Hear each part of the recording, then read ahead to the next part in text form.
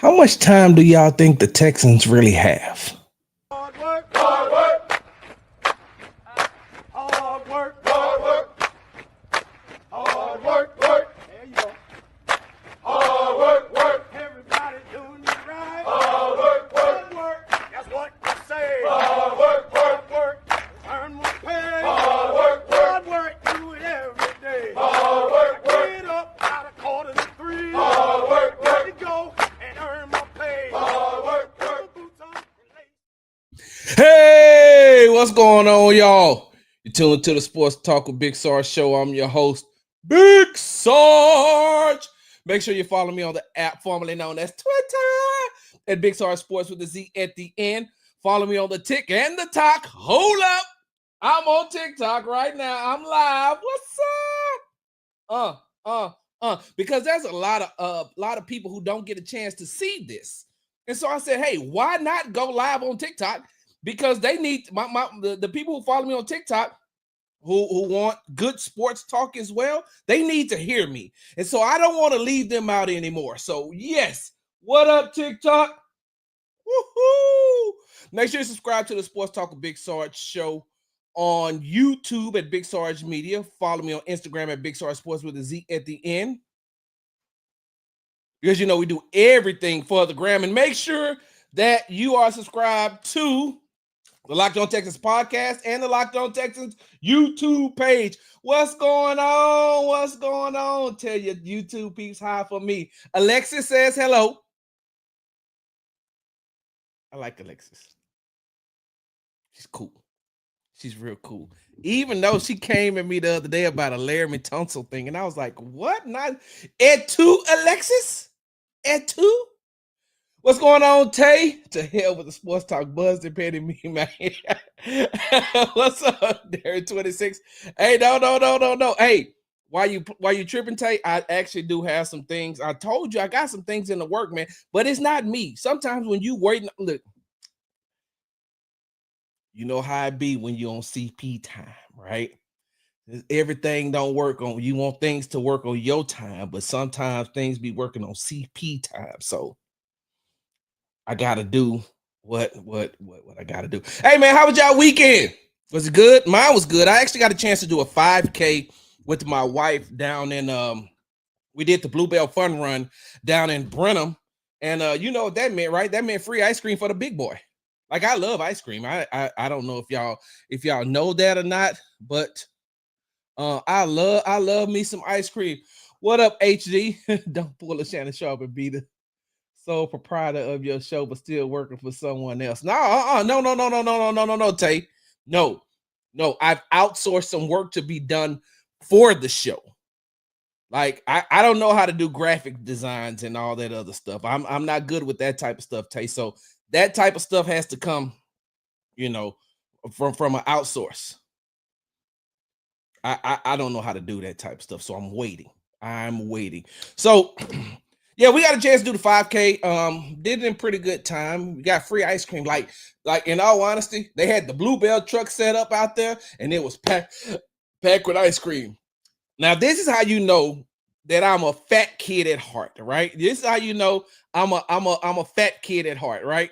Because they had hold on. Let me fix this. They had crunch bars, they had ice cream sandwiches, they had banana pops, they had the moo bars. Like they had all kind of ice cream. Like it was just ice cream, but it's like a buffet.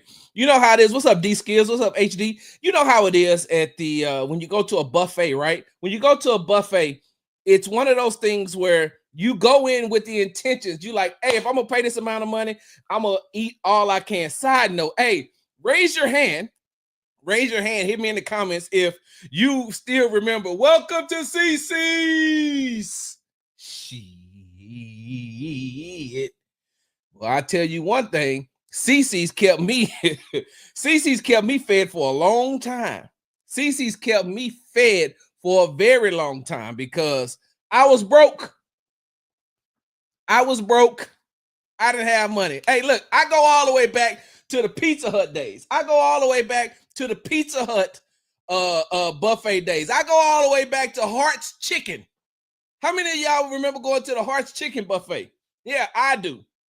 Golden Corral, exactly. Side note again, hey, some of y'all don't know, but I had my wedding reception at Golden Corral. Can I tell y'all a story real quick? Because y'all know how we do right here on Sports Talk with Big Sarge. We get into a little story time before we get into what we're talking about. So, for those of you all don't know, my late wife Jamila, I married her coming out of basic training. So I proposed through a letter while I was in basic training and on the phone when I got phone time. We got married. I graduated basic training on a Thursday. We got married on a Friday. And then by Sunday, I was back in training because I had to do AIT. So I went to basic training and AIT at the same place at Fort Jackson, right, in South Carolina. And so I couldn't go nowhere really because I had to be back. What is this thing telling me to do? Because I had to be back. And so got married and the wedding reception's at the Golden Corral. I'll see. What's up, Steven? I'm gonna read that in just a second. So I had to have my wedding reception at the Golden Corral. My mama was there, her mama was there. God rest both of their souls now. The kids was there, my stepfather was there. It's just one of those things, man. But look, I grew up in a time where the buffet took care of you. And look, at CC's Pizza, I'd go in there with a hidden baggie because I needed to take some of that pizza home, stuff it, take some of that pizza home because I was poor. No, let me take that back. See, poor is when you making it, right? I was poor. I wasn't making it. I had to find little ways to make sure that I could survive. And one day I'll tell y'all the story about how I was homeless twice. We're gonna talk about that. I got a lot of stuff coming.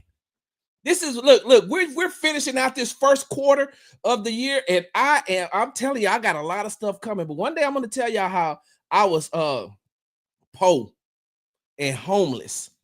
Well, I was poor a long time, but how I was homeless twice.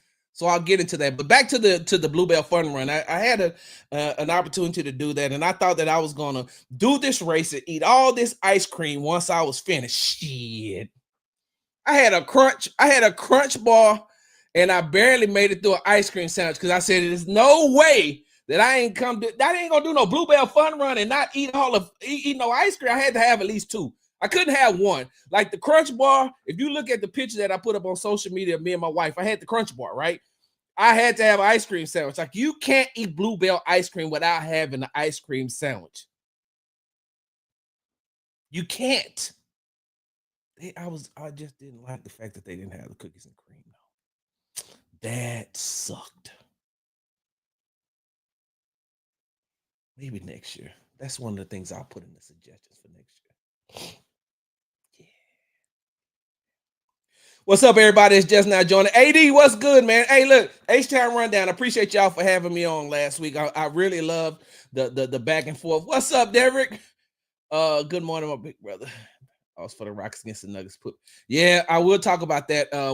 We may talk about that before the end of this show, but I got to get into this. So once again, you tune into the Sports Talk with Big Sarge show. I like to welcome a new support base because hey, look, for the people on TikTok who's watching me right now, I don't call nobody fans.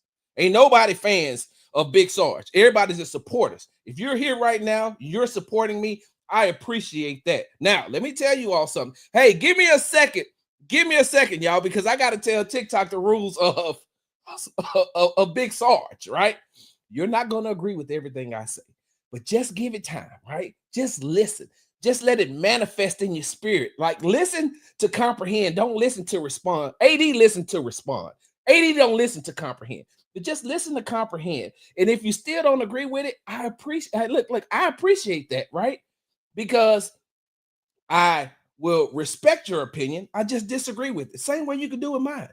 Like you could disagree with my opinion. I'm cool with that. Hold on, I gotta put this thing down just a little bit so y'all can see. Y'all see Kyle right there, baby. Hey, look, these exclusive too. Everybody don't have these. Everybody don't have these. I got two of them. Everybody don't get a chance to have a cookout with Kyle. Hold up now. Hold up, Big Sarge is something. And for that one person that think that I ain't, you know that I am. And I know you watching. Ooh. Give me a second, y'all. I forgot to do something. I got to let these other people know as well. Ooh wee. I am not doing myself a service. There we go. All right. Let's jump right back into the show. So once again, you're not going to always agree with everything that I say, and I'm cool with that. And if you disagree, let me know. Drop it in the comments. I'm cool with that. We can disagree as long as we're talking opinions. We can disagree all day. But when we get into facts, facts is the one thing that is non-debatable. Facts are non-debatable. Opinions, you can debate them all day. Because what I tell people is, hey, look, it's my opinion, not ours. Like if you share in it, then it can be ours. But for the most part, no, we're good. All right. Hey, wait, hold on, y'all.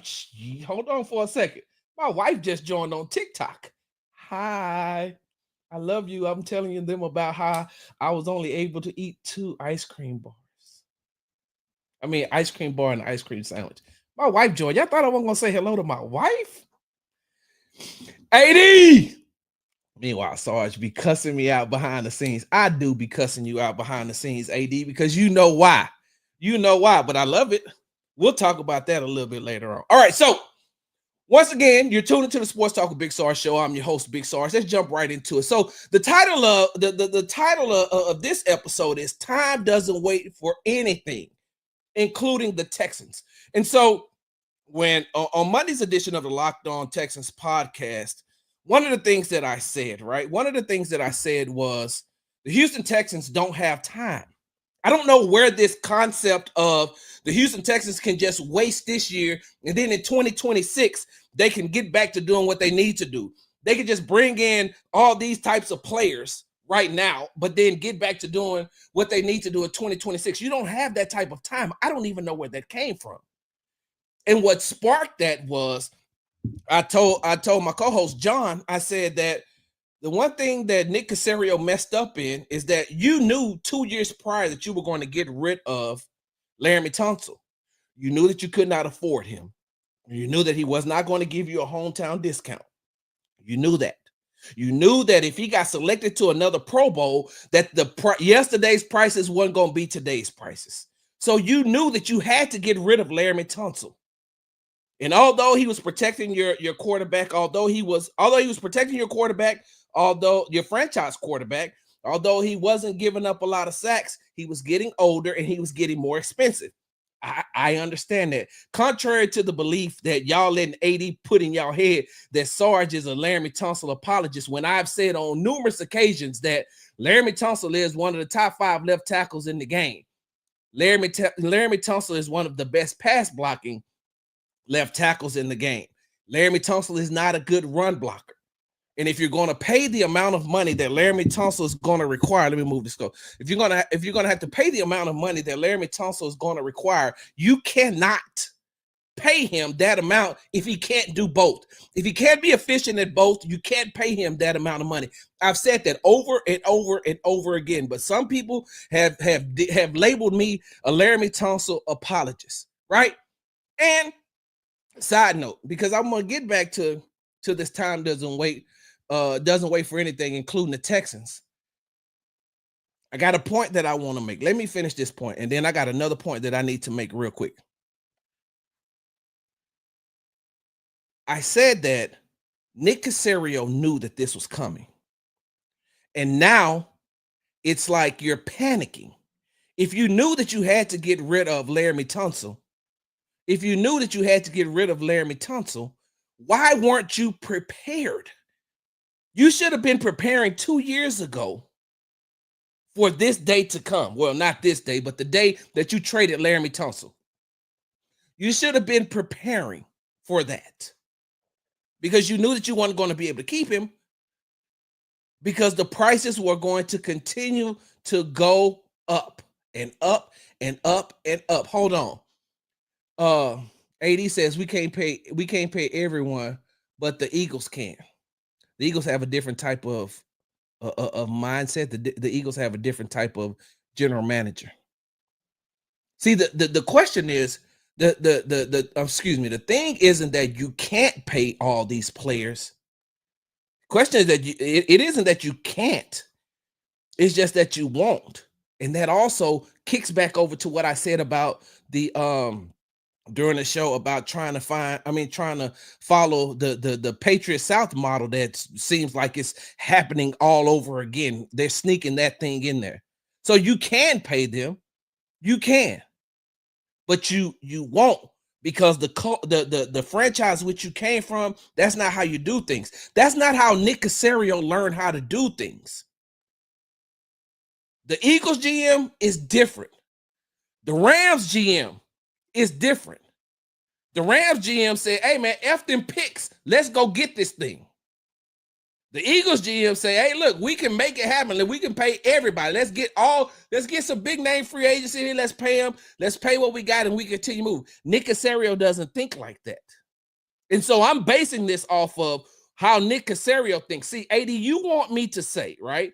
AD, you want me to say that they didn't pay Laramie Tunsil because he wasn't any good. And that's a lie. That is a lie. They didn't keep Laramie Tunsil because he was getting more expensive. And you can't pay everybody if you have the mindset like Nick Caserio. Hold on, AD. Wait, hey, y'all give me a second. AD, you didn't say that. You didn't say that on the show, on your show. You didn't say if they'd have wanted to keep him, they would have paid him. That's what you said, AD. That's exactly what you said. I'm only repeating what you said. Go back and look at the show. And so, with that being said, right? With that being said, they knew that Laramie was going to be expensive. You should have started planning 2 years ago to get rid of Laramie Tunsil. You should have gotten rid of Laramie Tunsil, or started to make the arrangements and the plans, because now look at what you're doing. You're in panic mode. You're in panic mode. You're in panic mode, and you're going out and you're getting a Cam Robinson. You're in panic mode, and now you got rid of your two starting offensive guards. And now you're in panic mode, and you're getting these other players who weren't good at their positions. And so when you're doing things like that, right? When you're doing things like that, you're in panic mode. But then you got everybody saying, "Oh well, it's just time for a competition. It's good that no, AD, no. So no, hey, talk about it when John come on y'all show. So when you look at it though, when you look at it now, you're going out and you're talking, and these people are talking about creating competition. Hey, it's good to create some competition. You don't need no damn competition. You need somebody to protect your franchise quarterback. That's what you need. You need a good left tackle to protect your franchise quarterback. You need good interior offensive linemen to protect your franchise quarterback. Now, I see Sideline Sarah is on here. Shout out to Sideline Sarah. And let me see what she said. You think he made that decision 2 years ago to move on from LT Sarge? Did Nick say that? No. Nick didn't say that. Nick didn't say that. But Nick also knew that Laramie was coming up on a contract extension. Nick also knew that Laramie's contract expired in 2026. Nick also knew that the more Laramie went on, and if he got selected to another Pro Bowl, God forbid he would have gotten an All-Pro, but he had too many penalties. Like them pre-snap penalties killed. But God forbid he would have gotten All-Pro. The price would have went up. But making another Pro Bowl, he's a 5-time Pro Bowler. And he made the Pro Bowl again, selected to the Pro Bowl. And so Nick knew that it was coming up. Nick also knew that he had to pay Derek Stingley. Nick also knows that he has to pay CJ. Nick also knows that he has to pay Will Anderson Jr. And if Nico produces like he has the last 2 years, you're going to have to pay him. And then you're going to have to look at paying Kamari Lassiter. Then you're going to have to look at paying Kalen Bullock if they continue to trend and go upwards. So no, I don't think that he made the decision 2 years ago, but I think that he should have at least thought about it. He should have at least thought about it. Hold on. Are you dumb? I don't even know what that name, but are you dumb? Laramie not gonna take you with him, bro. Are you serious? Let me tell y'all something. I'm gonna leave that right there. Because people keep talking about, oh, he's crashing out over Laramie. Y'all know if I would have crashed out over a player, right? Which I don't do. But if I'd have crashed out over a player, the player I would have crashed out over would have been Jonathan Grenard last season. That's who I would have crashed out about. I'm not crashing out over Laramie Tunsil.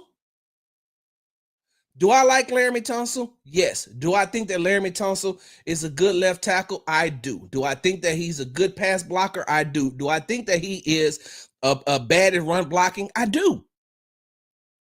See, y'all be trying to paint this narrative, but I don't even know where that's coming from. But are you dumb? I don't even know how to pronounce that. So, back to getting rid of LT before now would have been crazy. CJ would have been requesting a trade this offseason. Well, he gone now. What do you think's gonna happen now? I digress. Let me go ahead and finish what I was saying.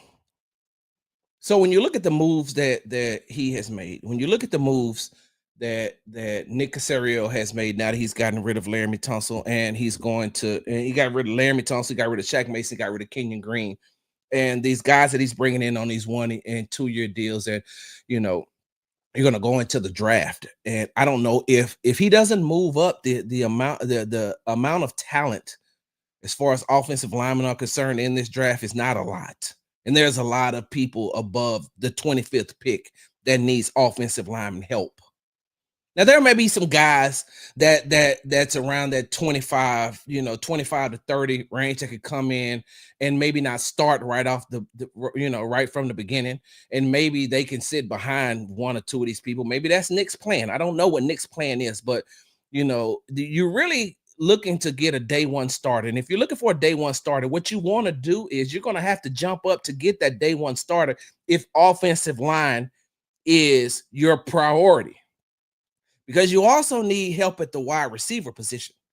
But we've already talked about that ad nauseum. I don't want to rehash that. I'm not going to bring that back up. So what I'm saying is when you look at what he's brought in, you can say that they're camp bodies, and they may well be camp bodies. Today is Monday, March the 24th. By Tuesday, June 28th, June 27th. Hold up. National holiday in H-Town. Everybody know what June 27th is. If you don't know what June 27th is, you ain't really from the H. But in June, we could be talking about something totally different. That's how sports work. I'm talking about right now, today, what I'm looking at. Because, see, here's the funny part, right? Because there was a lot of you all who don't want me to bring this up. Hey, y'all remember there was some people out there saying that CJ Stroud should sit on the bench behind Davis Mills and watch the game before he gets a chance to play. Hey, he needs to sit behind Davis Mills about 4 games and learn how the game goes and the game speed and how to play in the NFL. And I said, that's the dumbest shit I've heard in my entire sports career. Sitting behind Davis Mills? You're not sitting behind Aaron Rodgers or Josh Allen or Joe Burrow or Patrick Mahomes. Hell, Lamar Jackson. You're not sitting behind those people. You're saying sit behind Davis Mills? There was a lot of people who said that. So we're talking on March 24th. Things could change by June. We can go on training camp and I can come right back here. Because see, the one thing that about Big Sarge that a lot of you all don't realize, I don't give a damn if I'm wrong. I will come and say, hey, bro, I got that thing totally wrong. I got that thing totally wrong. I don't mind admitting that I'm wrong. And for the Houston Texans fans, y'all should want me to admit that I'm wrong if Cam Robinson works out, if Laken Tomlinson works out, if Ed Ingram works out. You want me to come back here. I don't give a damn what y'all say about me online. If I'm wrong, I'll be the first to admit that I'm wrong, and I'll take everything that comes with that. But when I'm right, god dang on it, ooh. You better listen to me. Because when I was right about Nico Collins, nobody wanted to listen to that. When I was right about Jonathan Grenard, Nobody wants to listen to that. When I was right about Henry Toa Toa, nobody. Sarge, no. You didn't want to talk about that. You didn't want to talk about that. Hold on for a second. Sideline Sarah says, you never answered my question yesterday. If you had a choice, what free agent left tackle would you prefer the Texans sign? Not including Ronnie Stanley because he turned down more money to stay with the Ravens. I can't answer that question because there was really no good left tackles in the free agency market. Like not any like great ones that you could sign. Could there have been one that you could have potentially tried to trade for? Maybe. And plus, I would have to go back and look at the no, nah, I'm good. I don't know. I don't know. I don't know. I can't answer that for you, Sarah. I have no clue because none of those left tackles who were free agents that, like you said, were going to leave their team was not better than Laramie to me, to Sarge, right? Right. So now getting back to what I was talking about. I don't understand where this concept came from, where this narrative came from that the Texans have time. They don't have time to waste. They do not have time to waste. They don't have a rebuilding year. You can't have 2 successful years and then in the third year think that you're just going to go into a rebuilding process. You can't do that. And the one thing that I said on the Locked On Texans podcast, is the sad part about it is DeMeco Ryans is a victim of his own success. He's a victim of his own success. If the Texans wouldn't have made the playoffs the first year, the Texans wouldn't have won the AFC South, made the playoffs, won a playoff game, and then lost in the divisional round, you can still say, all right, the Texans are still in the rebuilding year. And so you still get that, you still get a little bit of that, leeway, right? But DeMeco came in and did DeMeco Ryans type things. DeMeco Ryans does not have a loser mentality. So DeMeco Ryans came in and did DeMeco Ryans type things. He came right in and he changed the culture. He came right in and he became a winner. And so the Houston Texans have won the AFC South. The Houston Texans have consecutive AFC South titles, consecutive wild card games, and lost in the divisional round back-to-back years. So is that what you think is success in year 3? Like in year 3, you're looking at, hey, man, you've had these 2 years. If you'd have had 2 down years the first 2 years, then the third year we would have been expecting you to win the AFC South. The third year we would have expected you to win a playoff game, go to the divisional round. But you've already done that. How long is it going to take us to get to the AFC Championship game? And especially when we got 2 of our franchise cornerstone players, 2 of our franchise cornerstone players on rookie contracts. Right now is the time you need to be kind of making those deals. Right now is the time you need to be. Listen, let me tell you something. And this pisses a lot of people off, and I love it. I'm a Dallas Cowboy fan. Y'all know that I'm a Dallas Cowboy fan. I don't shy away from that. Listen, my job is to cover the Texans. My fandom belongs to the Dallas Cowboys. Since 1975, when I became conscious of the fact of what football actually was, when I could actually say Dallas Cowboys. My fandom, my fanaticnism, I don't even know if that's the word, but my fanaticnism is with the Dallas Cowboys, not with the Houston Texans. I cover the Houston Texans. I think I do a damn good job of doing it. Whether you all want to like it or not, I think I do an amazing job. And as long as I think I do, and my wife think I do, it don't matter to me. What I'm trying to tell you is I've watched this happen in real time with the Dallas Cowboys. I've watched Jerry Jones. I've watched Jerry Jones fumble so much when it came to building a team while you have players on your rookie contracts. Look at the Dallas Cowboys right now. Look at how much money they had to pay Dak Prescott. Did they get better? No, they didn't. And now you got Dak Prescott, you got CeeDee Lamb, now you got to pay Micah Parsons. They're not getting better because you're not making the kind of moves that you need to make when these players are on these rookie contracts, when you have the type of money. Now, don't get me wrong. Don't get me wrong. I loved what Nick Caserio did last season.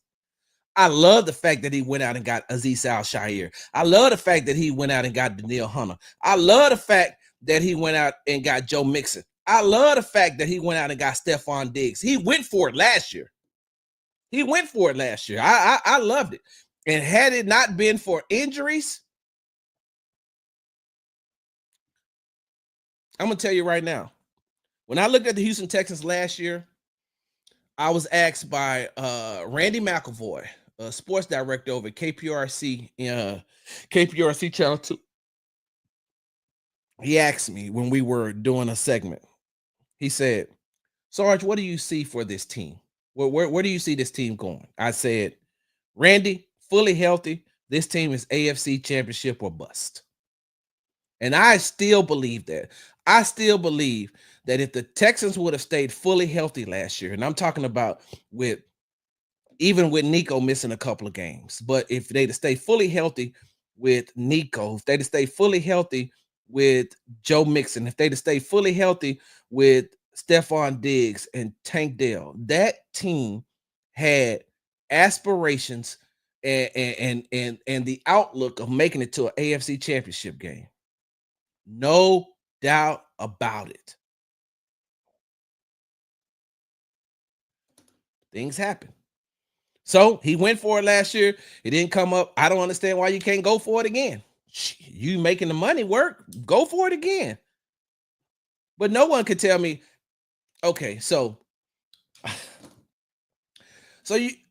I don't know how many people in here know how to swim, right? I know how to swim because I grew up in apartments. And in apartments,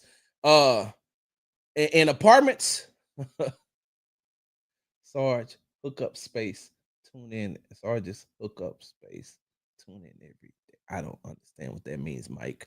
White Mike Sr. Listen, I grew up in apartments. And in apartments, the swimming pool is like a babysitter. Like when I grew up, my mom would tell us we could go swimming. We in the pool for 3-4 hours. My mama can go do groceries, do whatever it is she needs to do because she know that we're going to be in the pool. And what benefited us was the pool was right in front of our house. Like right in front of my house. So while my mom was gone, I could still run in and out and waste her good air conditioning that she didn't know that we had put on because it was hot outside, and we turned it off right before we knew we thought that she was coming home. But the pool was the babysitter, right?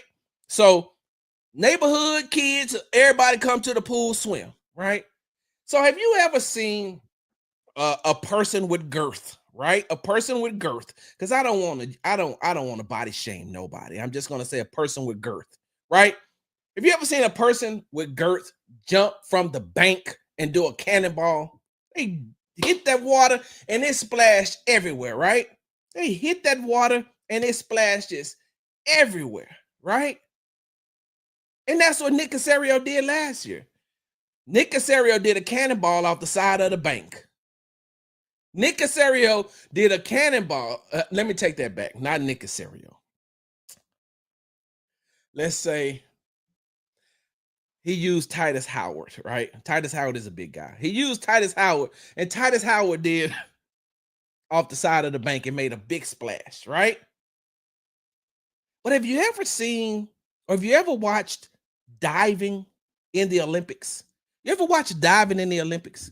You know, the less splash is better, right?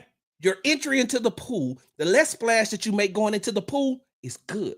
That's a good thing. You don't want splash. If you got a big splash in the diving competition, then you're going to lose. So I use both of those scenarios, and I need Nick Caserio Nick Casario should have came into free agency this year still trying to do the cannonball that he did last year.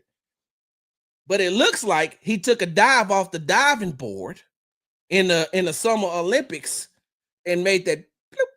You know how they look, they got some good swimmers. I don't know what the politically correct way of saying the nationality or the ethnicity of some of these people, and I don't want to get canceled because I really like the run that I'm on right now. But there's a certain group from Asia that's really good at diving. And when they enter the pool, they barely make a splash. Bloop, bloop. That's what Nick Casario did this year. I mean, there's a little splash with CJ Gardner-Johnson. I like that pickup. There's a little splash with Christian Kirk. I like that. But other than that, I'm saying to myself, no cannonballs this year. And that's what I mean by you don't have the time. Even if you get a rookie, even if you get rookies, rookie offensive linemen, right? Rookie offensive linemen. There were so many people that complained about Blake Fisher last season as a rookie. I think that Blake Fisher is going to be a very, very good offensive lineman in the NFL. I like Blake Fisher. I like everything that he brings. Everything that y'all say that Laramie isn't, Blake Fisher is. But here's the thing. He don't do a lot of talking either. Blake Fisher don't do a lot of talking. He does not do a lot of talking. But Blake Fisher got that dog in him. And he plays with the ferocity of, I want to destroy the person that's on the opposite side of me. But he still needs some time to develop. And that's what's going to happen even if you draft some of these rookies coming out of college. They're like, you got to go and you got to get you a day one starter. And that day one starter is going to have to go through the ups and the downs. That day one starter is still going to be a rookie in the NFL. And then come that following year, what happens, right? Come that following year, CJ gonna need that bag. Will gonna need that bag. And how you gonna do that? That's all I'm saying. There's too many people saying that the Texans have time, and they don't. You cannot waste this year. You cannot waste a year thinking and still trying to put it together when you already have the blueprint, when you already have what it takes in order to be successful. It's been shown. It's been shown. Or I don't know. The way I look at it, the way I see it, I believe in D'Amico Ryans. If I don't believe in nobody else, let me tell you, there's a couple of people that I believe in when it comes to the Houston Texans. I believe in D'Amico Ryans. I believe in C.J. Stroud. I believe in Will Anderson Jr. I believe in Daniil Hunter. I believe in Azeez Al-Shaair. I believe in Derek Stingley. I believe in Kamari Lassiter. I believe in Nico Collins. I believe in Henry To'oTo'o. And after that, I'm not saying I don't believe in these people, but the people that I named are the people that I feel like have proven it. Titus Howard. Because there's a narrative going around about Titus Howard that I just don't like. Like, y'all bash Titus Howard, but what are you judging him off of? Are you judging him off of being a right tackle? Are you judging him off of being a left tackle? Are you judging him off of being a right guard? Are you judging him off of being a left guard? Like, what are you basing your assessment on? Like, when you say Titus Howard isn't a good, and then when you do that, I'm saying, okay, at what position though? At what position?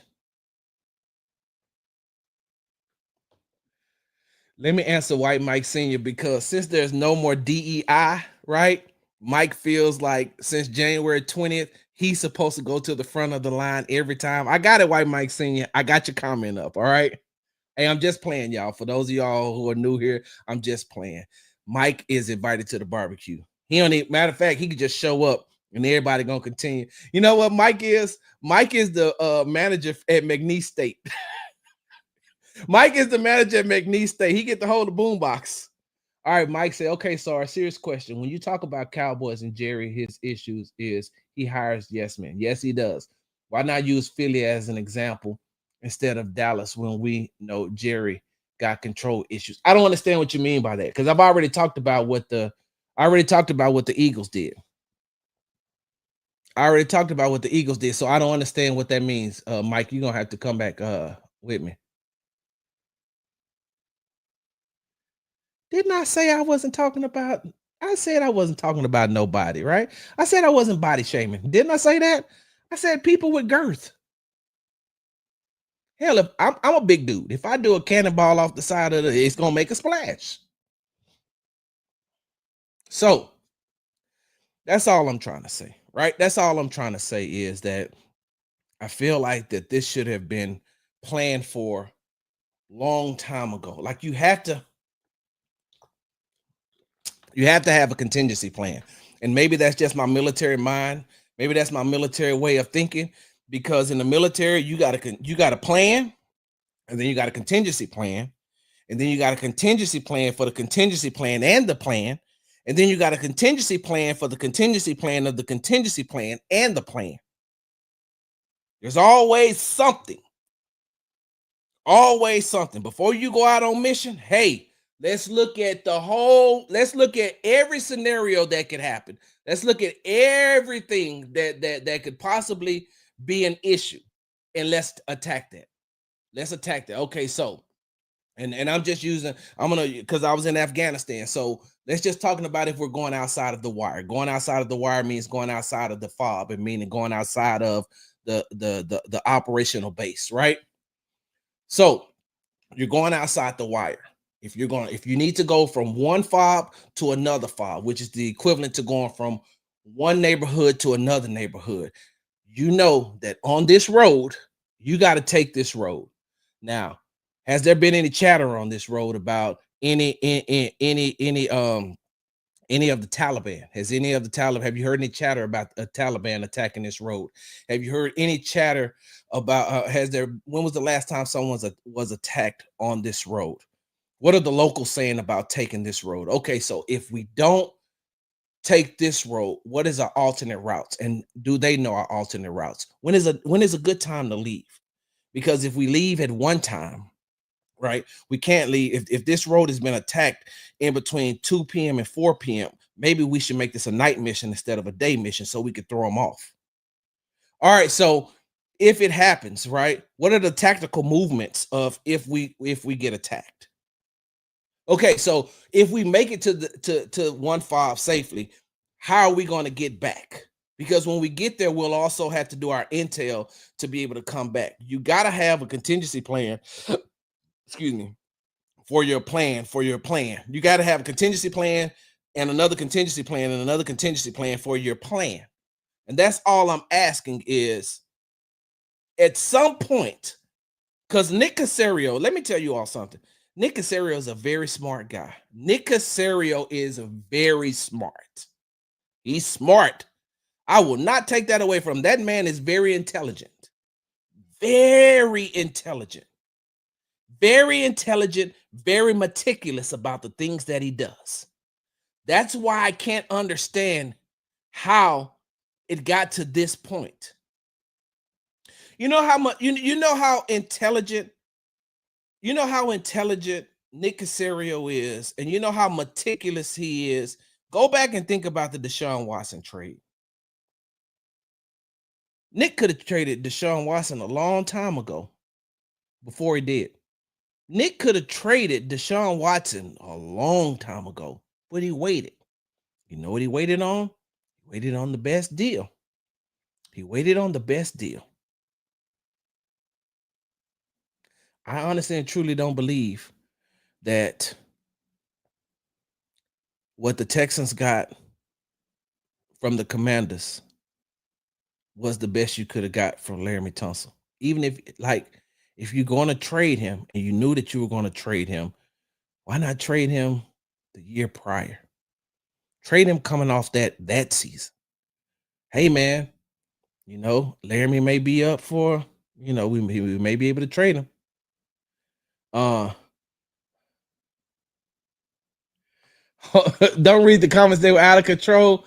Were they flirting with you again, Alexis? That's what they were doing, right? They were flirting with you, right? So, so, but with that being said, I just think that I'm hoping that what the Houston Texans have in mind is how they're going to attack the draft, and if that's going to yield a first day starter or a day one starter, excuse me, on the offensive line, or make some type of changes, because we never know what's going to happen through training camp. And I just don't believe that. I don't believe that if the Houston Texans had to play a game today, like if the Houston Texans had to play a game today, I guess it just depends on who they playing. Like if the Houston Texans had to play a game today against Jacksonville, I think they could beat Jacksonville. They had to play a game today against Buffalo. I don't know if they could beat Buffalo, not with their current makeup. They had to play a game against the Raiders. They had to play a game against the Colts. But anything other than that, I don't know. And all that could change. But the narrative of they have time and they're going to get it together, they just wait until 2026. Hell, you got to get through 2025 first. Time don't wait for nobody. You see this? You know how long you know how long I thought it was gonna be till I got when I was 20 years old. I was like, shh. When I was 20, look, I'm 53 now. When I was 23, you think I was thinking about 53? Hell no, I wasn't thinking about no 53. I'm like, I'm 23. And then time just kept moving and kept moving and kept moving and kept moving. And shit, I wasn't able to grow a goatee till I was 26. And then by the time I got the goatee, and it was black for a minute, then you start seeing a little gray here and a little gray there, and a little gray here, a little gray there. You get a little gray here, a little gray there. Like I ain't salt and pepper all the way just yet. That boy cut is clean. But it's getting there. All right. So TikTok family, let me tell you something. Let me tell you something about this show, right? It's an interactive show. And so I broadcast this through StreamYard, and it goes through to YouTube, Facebook, and Twitter, or the app formerly known as Twitter. So I go back and I read the comments, because one thing about the Sports Talk with Big Sarge show, the Texans Happy Hour, we interactive over here. And so I'm going to learn a way so I can interact with my TikTok family as well, and read the comments over here. But what I do is I go back and I read the comments, because we talk to each other as well as people talking to themselves. And so that's what I like to do. I know you did not do that. Also, by one day is what you're saying. Hold on. I know Marcus. Marcus, stop flirting with Alexis. Oh, yeah. Oh, this is. But I mean, my hair ain't there just yet, though. It got a little bit in there. It got a little salt in there. It's like that dude. What's his name? Salt something? Got a little bit in there. Yeah, man. Married with Littles, just trying to get. All right. What I missed? Let me go back in here and miss what I said. Yes, AD. My apartment had a pool right in front. They said you drowning right now. I don't care nothing about that. These people don't. All right, Tony. Tony said they'll be in the AFC Championship game this season. Hey, works for me. I cover the team, so I would be happy. I'm not wishing. Listen, I'm not wishing any downfall on those on the players. I'm not wishing any downfall on the team. You haven't heard me say I hope the team loses. I don't know. That's crazy. That's crazy. If you think that I'm saying, and I'm not saying that you're saying that, Tony, but I don't want the team to lose. I want them to be successful. I do. Like that has nothing to do with me being a fan. The offensive line moves were money motivated and culture motivated. Sometimes it's better having the players you think are. Sometimes it's better having the players you think are better.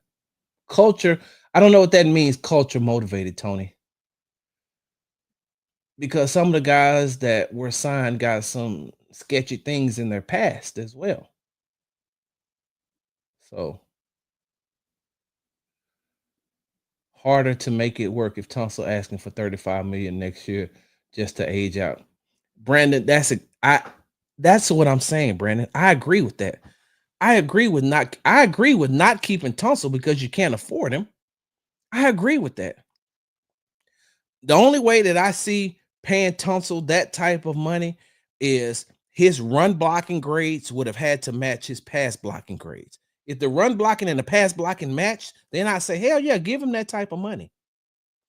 Give him Tyron Smith type money. Give him Trent Williams type money. Like give him the all pro money. If it because if those two would have matched out, he would have made all pro. It don't match out. And I get it. And I got it. And I don't know if the Texans was banking on him becoming an all pro.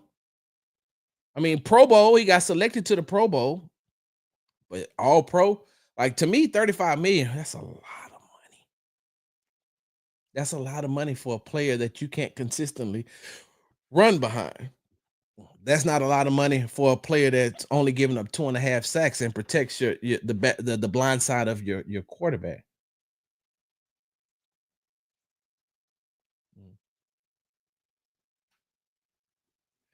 What? Yes, we was poor. We lived in an apartment. AD, I didn't say a house. I didn't say we had a pool in the backyard. I said we had a house. Mike said I didn't have a pool. I had a baby pool and a water hose. Hey, look, sometimes, hey, look, now AD, you talking about being poor. This how poor I was when we were younger. Yeah, all we had was the water hose. All we had was my daddy going out there trying to make the garbage bags be like a slip and slide, watering down some garbage bags so we could slide on that, or getting in the little baby pool. Hey, AD, hold on, AD. I hope you're still here. Hey, hey, hey, y'all seen this thing going around with this guy? Who is recording his day. They call him the health wealth guy or the health guy, health something. I don't know. But he wakes up at 4 a.m. He takes the little black tape off his mouth. He brushes his teeth, and then he dips his face into a bowl of ice water, the whatever water that he's trying to get a brand deal from or has a brand deal. I don't know if everybody caught on to that. Like he's either trying to get a brand deal from them or he has a brand deal from that water company. But he dips his face in the water, then he goes and he has avocado toast. He runs 12,000 miles. Then he does sprint squats, forward thrust, and then he comes back and he takes a shower. Then he puts on his jacket. He does whatever he does. Then he goes out to eat and have shrimp, lobster. Y'all know what I'm talking about. But like 4 times or 5 times during this video, he dips his face into this bowl of water, right? When I seen it, it automatically took me back to my childhood when you had that baby pool. You know, that baby pool that was like 2.5 feet. Like you really can't go under the water. The only thing you could do is put your face in it like this. Like that's what that reminded me of. I was like, oh damn, he took me back to my childhood. That's the baby pool. He just sticking a little face. That's what it looked like. He's sticking his face into the into the bowl. I'm like, that's how I used to be in the baby pool. Because it wasn't enough water for me to go under the water. Side note, hey, what's up with the banana peel on the face, though? That's weird to me. That is weird to me. Hold on 1 second. Is it this one? All right. There we go. So let me finish. My pool was filled with grass. I'm going to tell Nick that Sarge said he has impressive girth. What? Oh, wait, what? Wow. Less splash this year is better. Got it. No, I didn't say that. No, that is not what I said, Corey. No, less splash is not good. That's what I was saying. No, it's not good. Mike, what are you talking about? Everybody pee in the pool. Hey, look, hopefully you got the chlorine in there that's gonna kill it. Wow. I spent some time in Asia making big splash. Tay, Tay, you're crazy. Nick hasn't even drafted yet, and we already saying no splash. Corey, at 25, currently, at 25, what is the splash that he's going to make in getting day one starters as far as the offensive line is concerned? Okay, I digress. I got to get ready to get up out of here. No, we not peeing in the pool.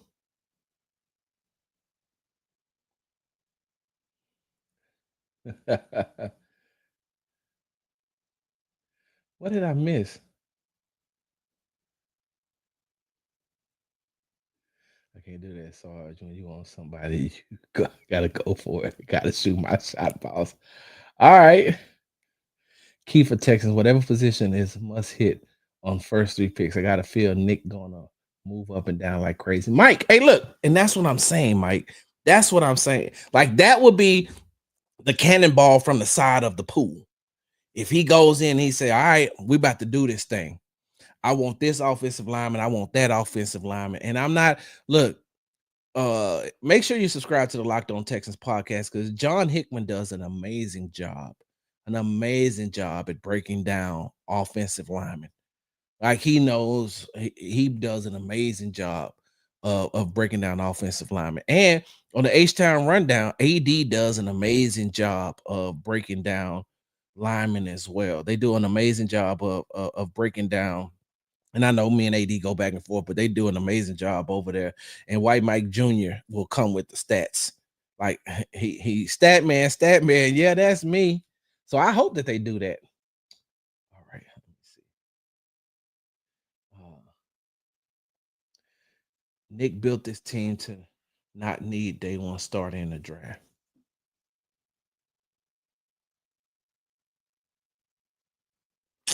So AD, let me say this. It isn't so much what Nick built. It's kind of like what D'Amico built. Because I think that D'Amico sees the how can I put this? D'Amico sees the holes. D'Amico sees the inefficiencies on the offensive side of the ball. Because y'all got to remember this, right? You have to remember this. And I got to get up out of here. Y'all got to remember this. D'Amico also played middle linebacker. So when he does things as a head coach, he's also looking at things from a middle linebacker perspective, from the defensive side of the ball and the offensive side of the ball. He's looking at the offensive side of the ball. He's looking at how he can attack what he's seeing on film. And then he tries to fix it or tries to get it fixed. And so I honestly and truly believe that just like last year, just like last year, the defense kept the Texans in a lot of games, especially in the second half when they were having how well you remember that stretch of 6 to 8 weeks when they couldn't score in the second half, when they were ineffective in the second half. It was the defense that kept them in games. And they didn't get blew out in a lot of games. They didn't look bad in a lot of games. Now, wait a minute. That Baltimore Ravens game, they looked horrible. That was terrible. That Baltimore Ravens game was bad. And even then, hell, the defense is the only people that scored, right? Kamari Lassiter got the safety. But they also gave up 31 points. The offense didn't do nothing either. Against the Minnesota Vikings, the defense, they held up for what they could, but the offense was very ineffective. And so when you look at the things that are being done on the defensive side of the ball, AD, how much of that do you think that's Nick Caserio compared to D'Amico Ryans? That's all I'm asking.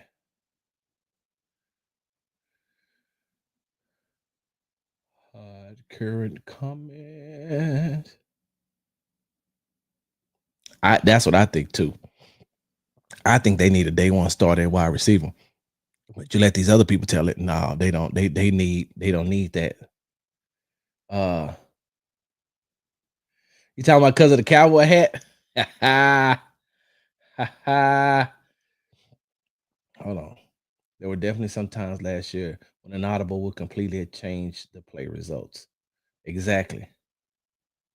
Exactly. All right, y'all. I got to get ready to get up out of here. TikTok family, I appreciate your time. I don't know. How do you end a TikTok? Uh, let me see.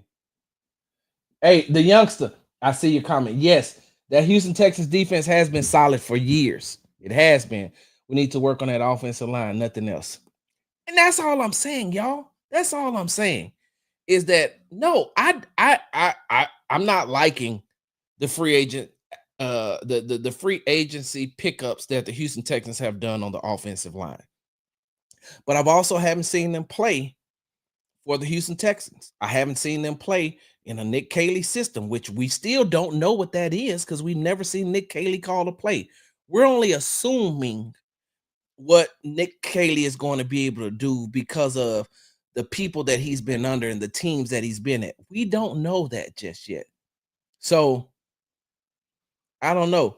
The youngsters say Trent Brown is a good lineman. Well, if you got to go listen to Monday's edition of the Locked On Texans podcast because John Hickman, who is a New England Patriots fan, he said some things about Trent Brown that I'm like, okay, he's going to give me reason to be cautious about Trent Brown. He's also coming off a patella tendon tear at 31 years old.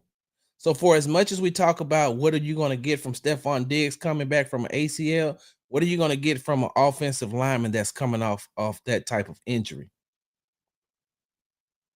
So John said that he was unmotivated. He doesn't stay in shape like he should and some other things. So all right, y'all.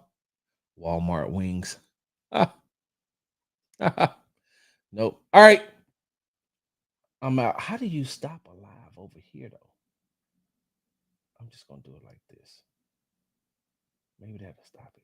Let me see. Did that stop it? Yes, that did. All right. I gotta go. The Houston Rockets are having practice today, so I gotta get over to that. Make sure you subscribe to the Locked On Texans podcast on the Locked On Texans podcast. That's last, Sarge, because you want to lead the people with a great impression. Make sure you subscribe to the Sports Talk with Big Sarge show on YouTube at Big Sarge Media. Make sure you follow me on the app formerly known as Twitter at Big Sarge Sports with the Z at the end. Follow me on the Tick and the Talk at Big Sarge Media. Follow me on Instagram at Big Sarge Sports with the Z at the end. Because, we do everything for the gram. And make sure you subscribe to the Locked On Texans podcast and to the Locked On Texans YouTube page. I hope I didn't say nothing bad that going to get me a call. These moves suggest they believe the coaching will make the difference in these players. Senior Boble, I agree with that. Let's table that. All right.